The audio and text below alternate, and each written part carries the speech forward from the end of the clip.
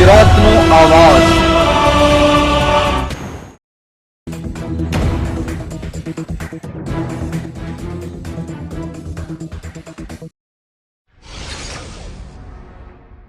વડોદરા જિલ્લાના કરજણ તાલુકાના માંગલેજ નજીકથી વડોદરા ગ્રામ્ય એલસીબી પોલીસે 11.81 લાખનો દારૂ ભરેલા કન્ટેનર સાથે એક ઈસમને ઝડપી પાડ્યો।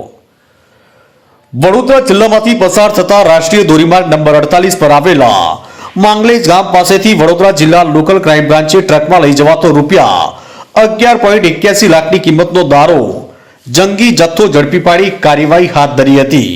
આ ગુનામાં પોલીસે એક આરોપીની ધરપકડ કરી છે, જ્યારે અન્ય એક ફરાર થઈ ગયો।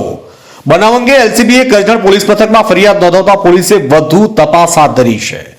બનાવ અંગેની માહિતી આપતા જિલ્લા લોકલ ક્રાઇમ બ્રાન્ચના પીઆઈ કુણાલ પટેલે જણાવ્યું કે જિલ્લા લોકલ ક્રાઇમ બ્રાન્ચની ટીમ કરજણ પોલીસ મથકની હદમાં પેટ્રોલિંગમાં હતી। તે દરમિયાન માહિતી મળી કે ભરૂચ તરફથી એક ટ્રકમાં દારૂ વડોદરા તરફ આવી રહ્યો છે, જે માહિતીના આધારે માંગલેજ પોલીસે વોચ ગોઠવી હતી। આ દરમિયાન માહિતીવાળી ટ્રક આવતાની સાથે તેને રોકી અને તપાસ કરતા તેમાંથી 161 પેટી દારૂનો જથ્થો મળી આવ્યો।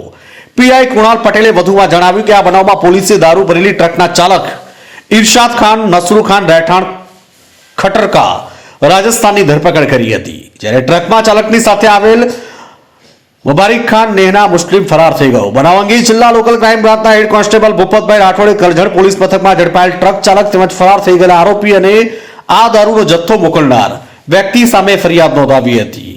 ઝડપાયેલ દારૂનો જથ્થો અને ટ્રક મળી કુલ રૂપિયા 16,81,000નો મુદ્દામાલ કરજણ પોલીસના હવાલે કર્યો।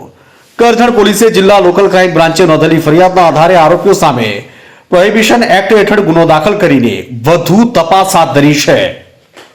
આ દારૂનો જથ્થો ક્યાંથી લવાતો હતો અને ક્યાં પહોંચતો કરવાનો હતો તે દિશામાં પણ પોલીસે તપાસ શરૂ કરી છે।